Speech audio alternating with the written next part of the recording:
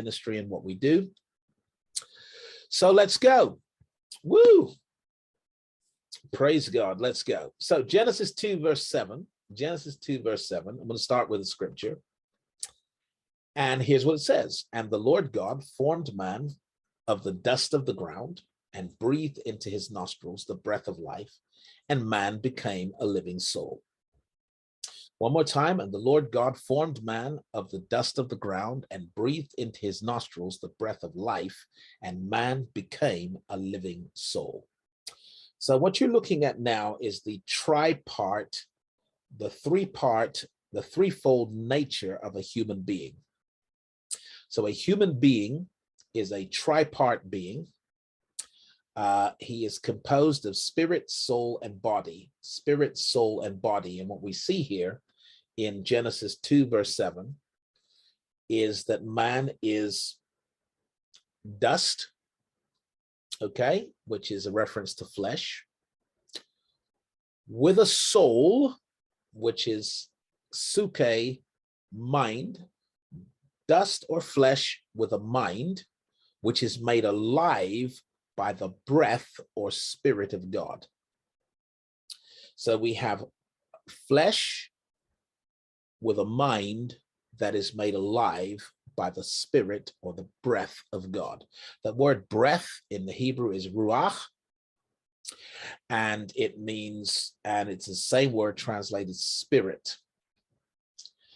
So what we see here is three parts to a human being: his spirit, soul, and body. Spirit, soul, and body. His soul is his psyche, his mind, both his conscious and subconscious mind. His body is glorified dust, which is why God said to Adam, "Dust thou art, and to dust you will return." So your body is dust, it is formed. I also want you to notice that there is a difference between the creation and the formation of a man, of a human being. Difference between the creation and the formation of a human being. In Genesis 1, man was created, but in Genesis 2, man is formed from the dust of the ground, which means there's a part of you that God created, and there's a part of you that was formed biologically. Okay? There's a part of you that was created, and there was a part of you that was formed biologically and sociologically. Woo! So what do I mean? I mean that your body was formed by a biological process.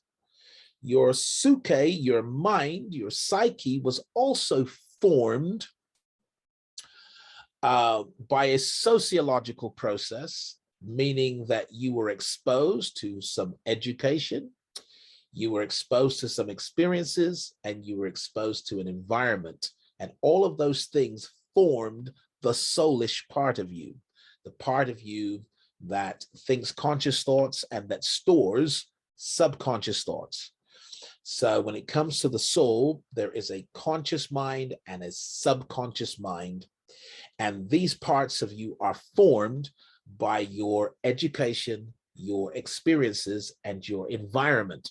Likewise, your body is formed, but there's a part of you that God created. I want you to notice that the spirit of a human being is the breath of God. God breathed into his nostrils the breath of life, and man became a living soul. So the breath of God, and what this suggests is that the spirit of a man didn't come from the dust, from the ground, or from biological processes. The spirit of the man came out of God. The spirit of the man came from God. So there is a part of you that God created. There's a part of you that God considers to be his breath. There's a part of you that is linked to God, that has the DNA of God, the God gene. If you look at this little image I've used here, it's the image used for DNA. And let's read what we said here. The human spirit is the breath of God in the world. Your spiritual nature came from God and is an expression of him in much the same way as a child inherits genetic information from their parents. We all possess the God gene in our spiritual nature. So a child inherits genetic information from their parents, and in our spiritual nature, which came out of God breathing, in our spiritual nature, we inherit and we possess the God gene. And so let's look at the second paragraph. Finding the divinity within your humanity is the objective of this course. Woo, I'm gonna say it again. Finding the divinity that is within your humanity is the objective of this course. And it's about realizing that there is a part of you that God made. Society didn't make it. Biology didn't make it. God made it. And God made it in his image and likeness. God made it a reflection of himself. And this part of you that God made is the divinity within your humanity. And what my objective in the course on spiritual intelligence in the workplace, and I'm specifically applying spiritual intelligence to your professional life, to your working life, to your business life, to your economic prospects and prosperity. I'm applying spiritual intelligence to that because I think that's the challenge we're facing in the world today. I think the world is on a particular trajectory to make the poor poorer and the rich richer. And I think the gulf between the rich and the poor is getting wider. And I think we will see various measures come into place at a political level and various mechanisms at an economic level that make it very difficult for the poor to cross that barrier.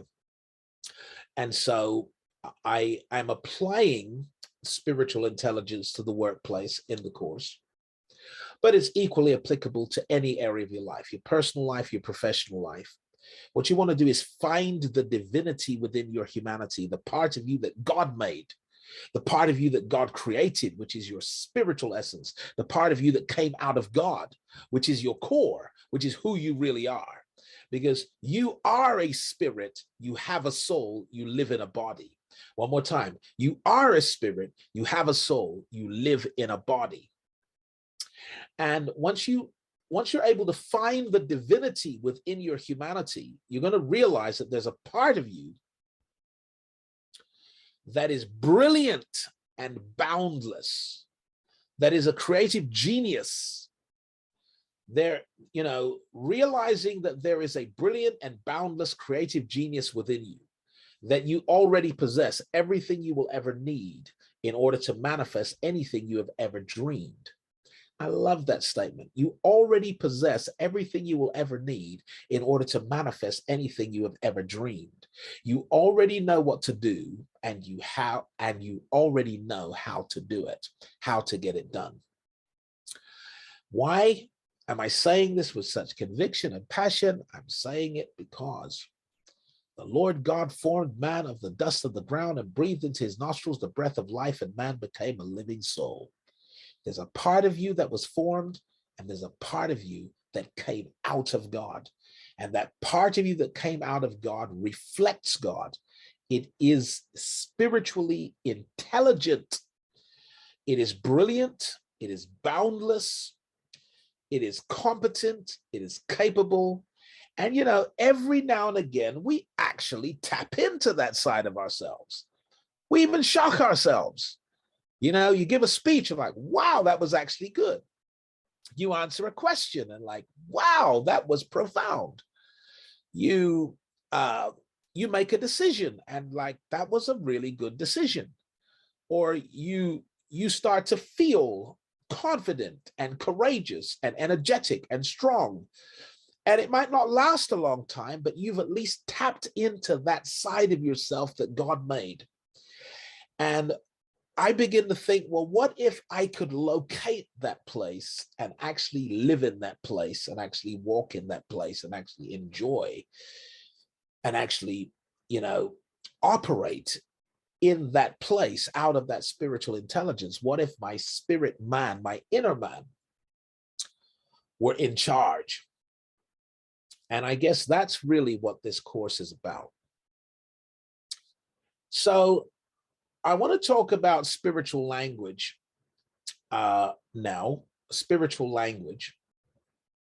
And I want to explain that your spiritual essence, your spirit man, the part that God created, communicates with the part that was formed, that is your soul, your suke, your psyche, which was formed through education, experiences, and environment. Your spiritual man communicates with your soul in a particular language. Now, it is not just this language.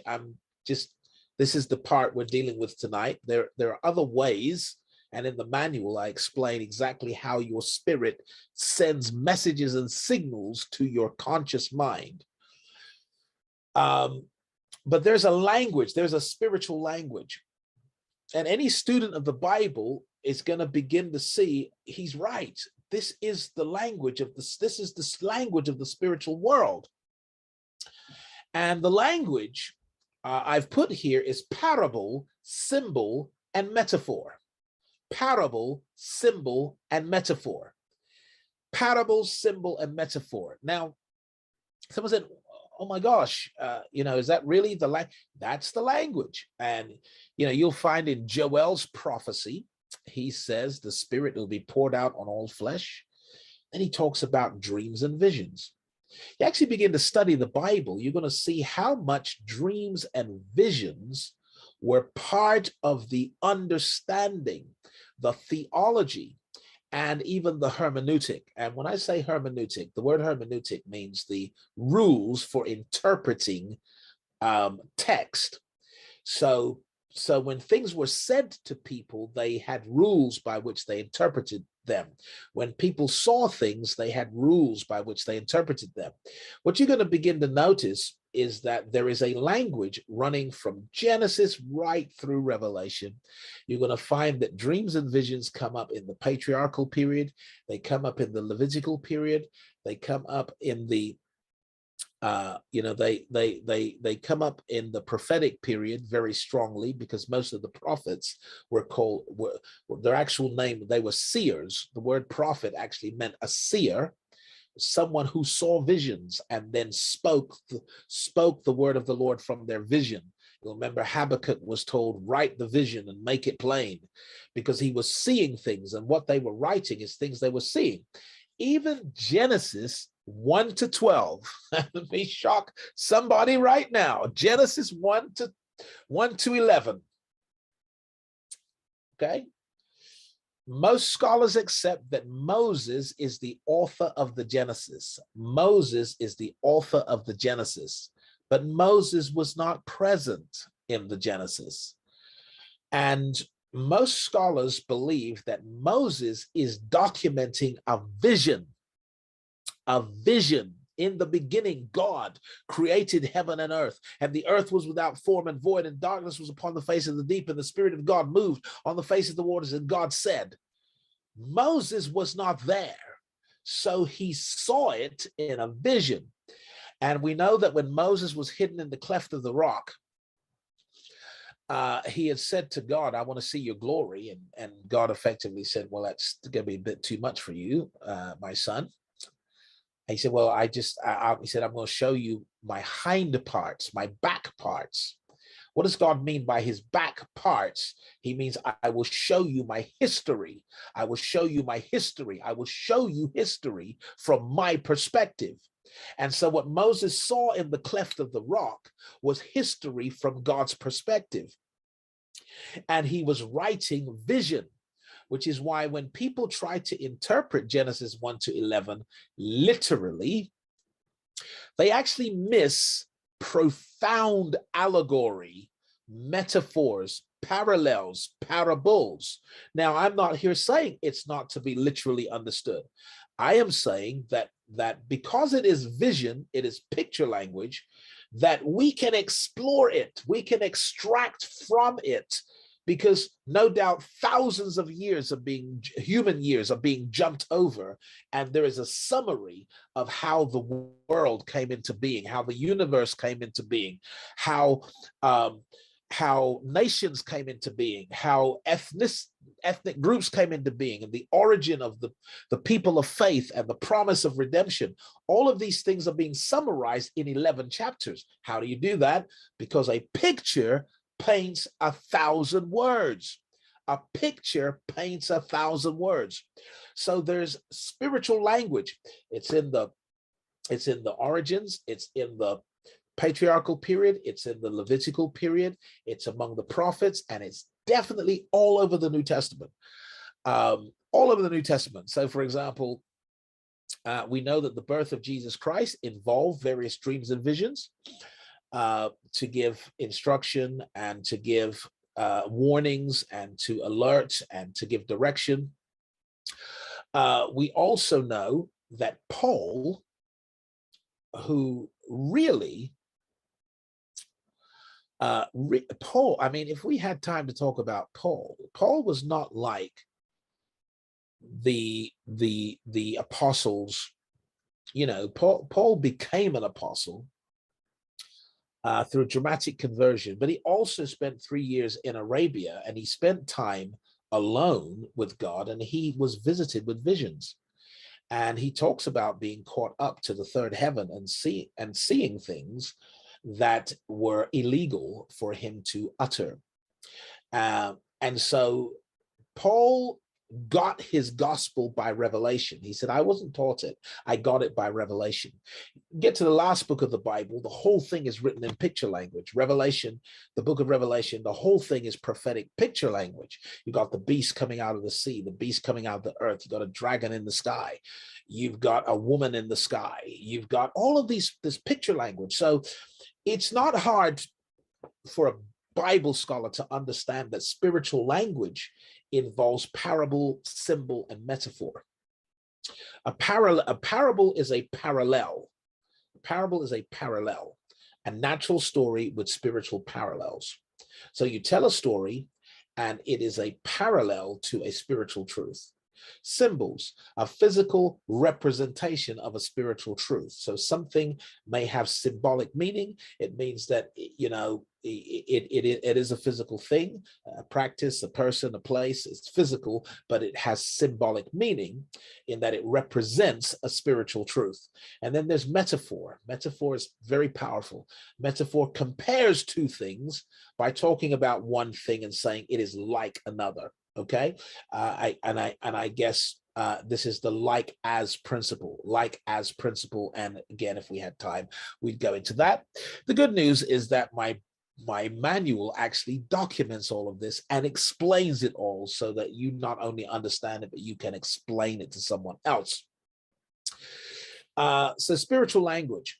So I want us to notice that elements, fire, water, wind,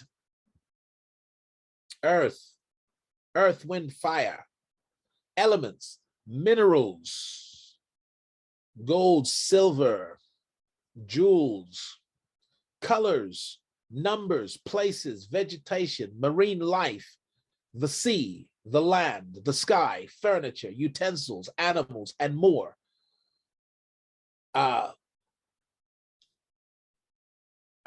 Are all symbolic metaphors and parallels used to communicate spiritual truths. So when you're reading the Bible, the minute you understand that everything, every physical thing has symbolic meanings, they are metaphors or parallels used to communicate spiritual truths. Then you're understanding the language, the spiritual language, the language by which your spiritual essence, which is the breath of God, which came out of God, which has the God gene, the God DNA, that part of you will speak to you by way of parallels, symbols, and metaphors. will speak to you by way of parallel metaphor and symbols, and can take virtually anything and it have another meaning. So we're going to start with the first dream, okay, which is Pharaoh's butler. One of Joseph's dreams. And we're not going to do all of Joseph's dreams. I did say we'll talk about the wisdom of Joseph. We're going to actually look in some detail at least 3 of his dreams. So if you're excited, write something in the chat box. Yes, that's blessing me. I'm getting stuff right now. This is good stuff. We're really going somewhere. It's going to be profound. Pharaoh's butler. Here, let's read this. Genesis 40, verse 9 to 14. And the chief butler told his dream to Joseph and said to him, in my dream, behold, a vine was set before me, and in the vine there were 3 branches, and it was as though it budded, and her blossoms shot forth, and the clusters thereof brought forth ripe grapes. And Pharaoh's cup was in my hand, and I took the grapes and pressed them into the Pharaoh's cup, and I gave the cup to Pharaoh's hand. And Joseph said unto him, this is the interpretation of it. The 3 branches are 3 days. Yet within 3 days shall Pharaoh lift up thine head and restore thee unto thy place, and thou shalt deliver Pharaoh's cup into his hand after the former manner when thou wast his butler. But think on me when it shall be well with thee, and show kindness, I pray thee, unto me, and make mention of me unto Pharaoh, and bring me out of this house. Woo! All right, so that's the dream, and I do encourage you to kind of revisit the dream, look over the dream. Because what you're going to notice is the elements that are in the dream. There are elements in the dream. Elements are in the dream. And remember, each of these elements have symbolic meanings. They are metaphors, they are parallels. And if someone's going to interpret a dream, they pretty much need to understand what the elements represent. Which is why, this is not a shameless plug, I'm just making it clear, that in my manual, there is an exhaustive list of what the numbers of the Bible, the plants, the everything of all the symbols, it's all documented in the manual. But let's go over to the elements. What are the elements in here? There are numbers in this dream. There are numbers in this dream.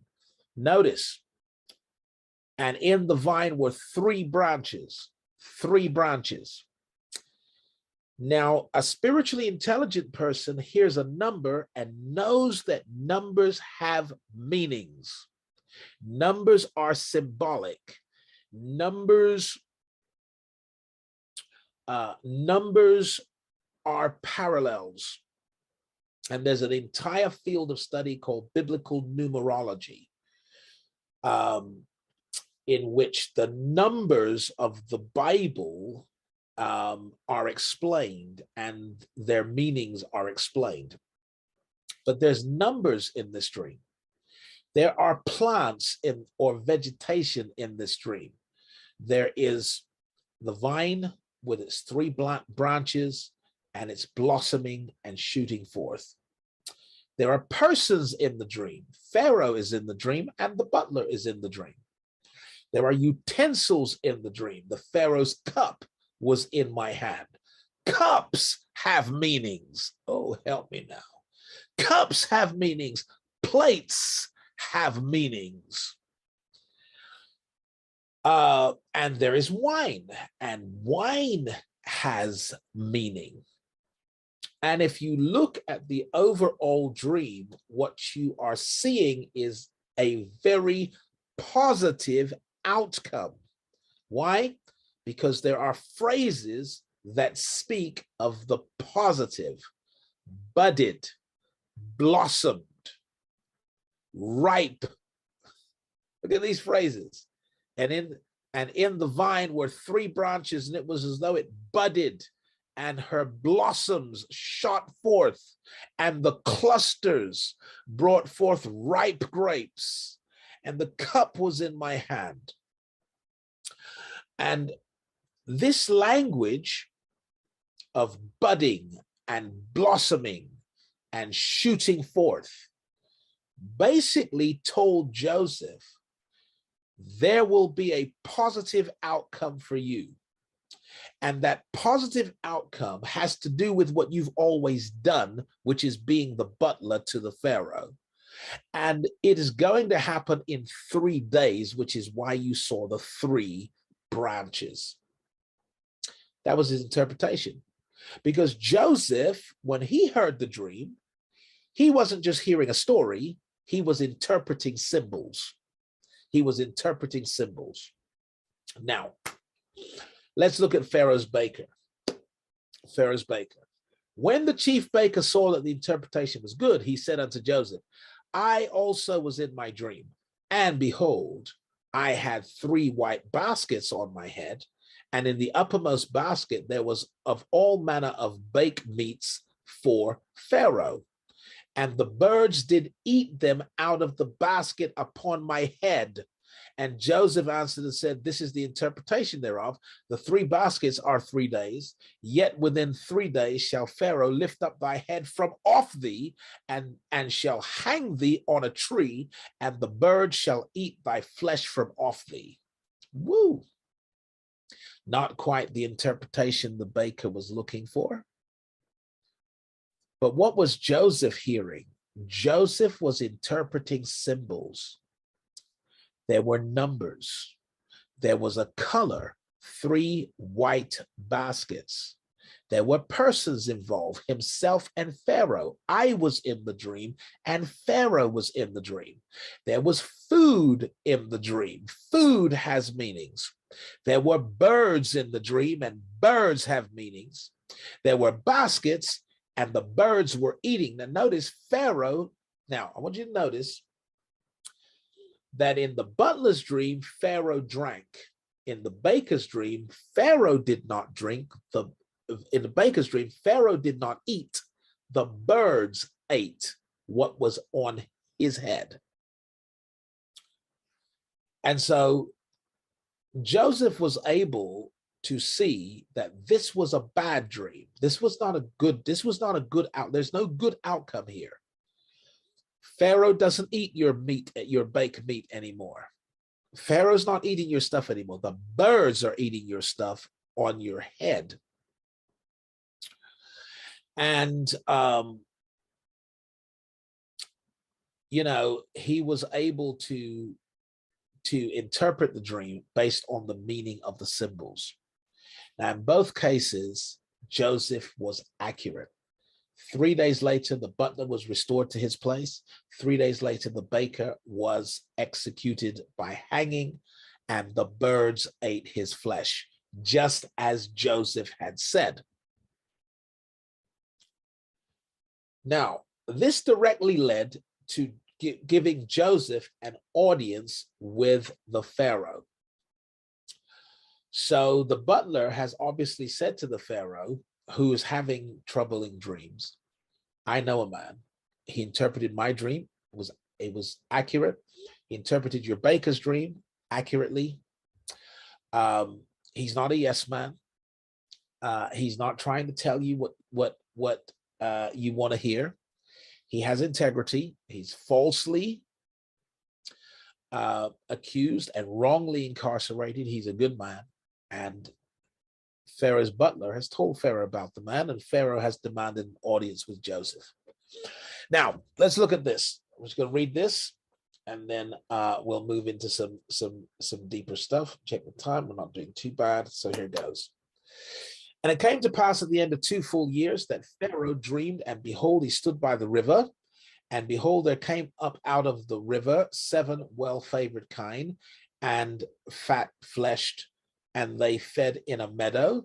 And behold, 7 other kine came up after them out of the river, ill-favored and lean-fleshed, and stood by the other kine upon the brink of the river. And the ill-favored and lean-fleshed kine did eat the 7 well-favored and fat kine, which were cows.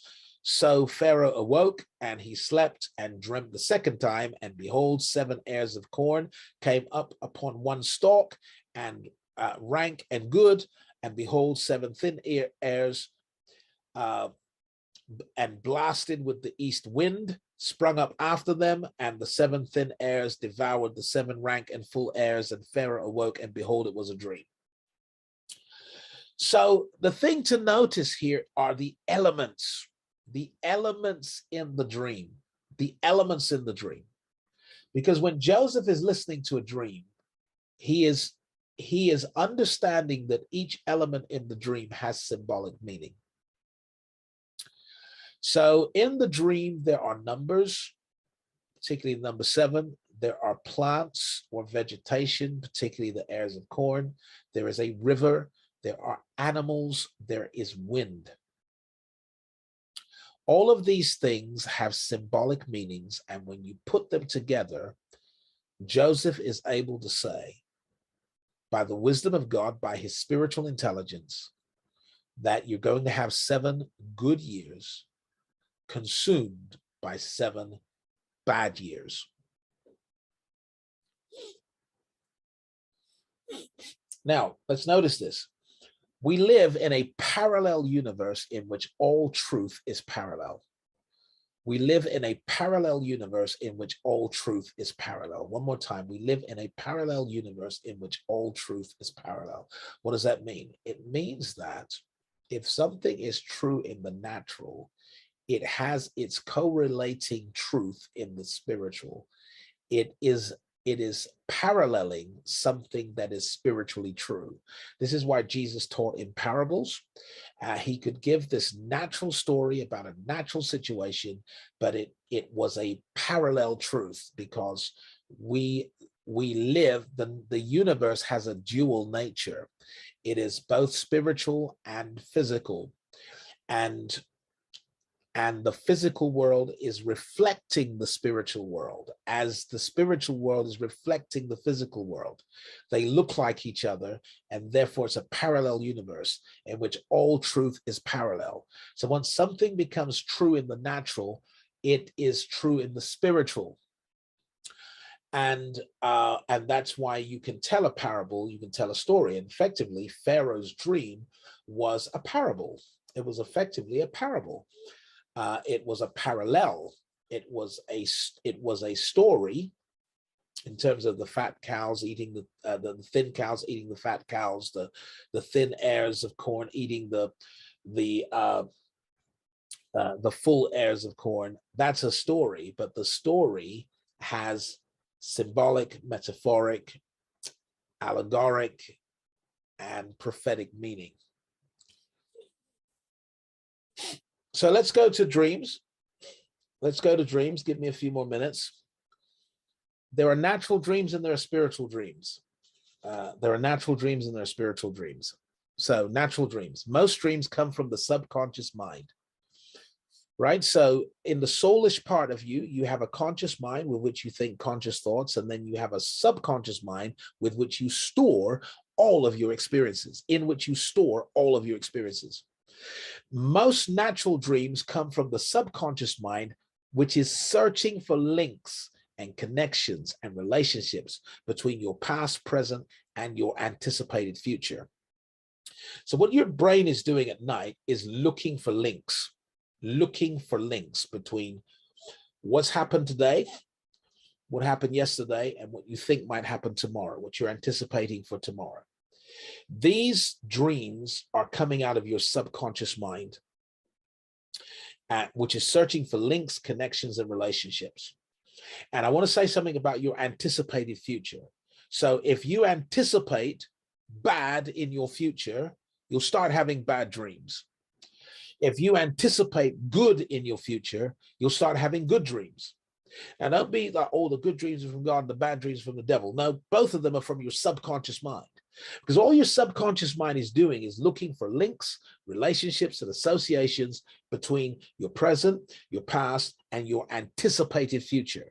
So what you anticipate for the future is pretty much going to show up in your dreams. What you think about the past is going to show up in your dreams. What you are concerned about in the present is going to show up in your dreams, because your subconscious is looking for those links. Those are natural dreams. And let me tell you how you know they're natural, because you cannot even remember them when you wake up. You can't remember them. 90 8% of them are forgotten when you wake up. You wake up and you know you had a bad dream or a good dream, but you can't remember the details of the dream. You couldn't really explain the dream to anyone. Why? Because that dream has come from your subconscious mind searching for links and connections and associations. But then there is something called spiritual dreams. Not as often, quite rare, not every day, not every week, not every month. You may only get 2 spiritual dreams in your lifetime. And you may get 1 a month. Who knows? But this is not some regular occurrence. Spiritual dreams. Some dreams come from your spiritual intelligence and constitute a message to you from the spiritual realm. God often used dreams in the Bible to communicate with his people or to trouble their enemies. So when a dream is vivid, colorful, impactful, and you still remember it after you wake up, that is possibly coming from your spiritual intelligence. And it is your spiritual essence, the part of you that God made, the part of you that was created with knowledge in it, is communicating something to you, or God is communicating something to you. And we've got here, God often used dreams in the Bible to communicate with his people or to trouble their enemies. Those dreams serve to inform, to confirm, to alert, to warn, to disturb, or to explain. In other words, those dreams are serving a purpose. Maybe there's some information about the future. There's a confirmation about something you are deciding. There's an alert, something for you to be aware of. There's a warning, something for you to avoid. It's disturbing, it's disrupting something that you are engaged in, or it's explaining. But that God uses them for various purposes. And these are spiritual dreams. They're not coming out of your subconscious, they're coming out of your spiritual intelligence. So how do you interpret those dreams? Here's the formula. Here's the formula. Number 1, you look for and note the elements in the dream. If you've had a dream that's been reoccurring, or that was so vivid that you actually remember it in detail, then you must look for the elements. Remember, there were numbers, there were plants, there were animals, there were utensils, there were persons, there were all of these elements in Joseph's interpretation of dreams. You want to look at what are the elements, okay? If there are dominant colors, if there are numbers involved, if there are animals involved, if there are elements involved, wind, fire, earth, if there are jewels and metals involved, you actually want, if there are particular people involved, you want to make note of those elements, because the dream might not be about those people, because those people are also symbols. They represent something. So I've had people say to me, you know, Bishop, I had this dream. You was in the dream, and that's why I'm sharing it with you. Well, the issue is not who am I, but what do I represent to you? In many cases, I represent to some people God, spirituality, or authority, fatherhood. There's lots of things I represent. So it's not just who am I in the dream, but what do I represent? So when you see certain people in your dream, it's not necessarily that the dream is about them and you, it's about what they represent to you, because this is all symbolic language. So you want to note the elements in the dream. Number 2, you want to look up the biblical meaning of each element. Look up the biblical meaning of each element. Now, I could tell you go to this source and that source, but I'm not going to tell you that, because I've written the biblical meaning of elements in my manual, and it's everything. There's biblical colors, biblical numbers, biblical minerals and metals. You know, Nebuchadnezzar had a dream. He saw a statue of a man made up of 4 metals. And then he saw stone. I mean, these all have symbolic meanings. So we got all the metals of the Bible. You know, it's just on and on.